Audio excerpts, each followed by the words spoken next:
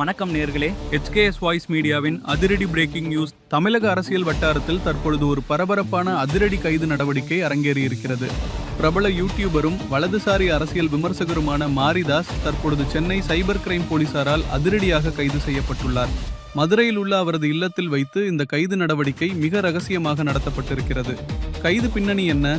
கிடைத்திருக்கக்கூடிய முதற்கட்ட தகவல்களின்படி Chennai cyber crime காவல்துறையை சேர்ந்த சுமார் 10 பேர் கொண்ட தனிப்படை போலீசார் மதுரையில் உள்ள மாரிதாஸின் வீட்டிற்கு அதிரடியாக சென்று இந்த கைது நடவடிக்கையை மேற்கொண்டுள்ளனர்.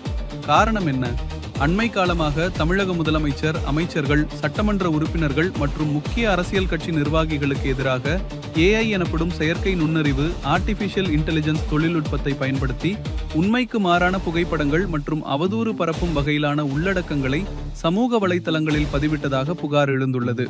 இது தொடர்பாக அளிக்கப்பட்ட புகாரின் பேரிலேயே சென்னை சைபர் கிரைம் போலீசார் இந்த நடவடிக்கையை எடுத்துள்ளனர்.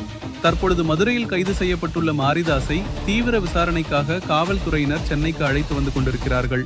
சென்னையில் வைத்து அவரிடம் இந்த அவதூறு வழக்கு மற்றும் AI புகைப்பட விவகாரம் தொடர்பாக விரிவான விசாரணை நடத்தப்படவிருக்கிறது. இந்த கைது நடவடிக்கை தமிழக அரசியல் களத்திலும் சமூக வலைத்தள விவாதங்களிலும் மிகப்பெரிய பரபரப்பை ஏற்படுத்தியிருக்கிறது. இதன் அடுத்த கட்ட நகர்வுகள் என்ன?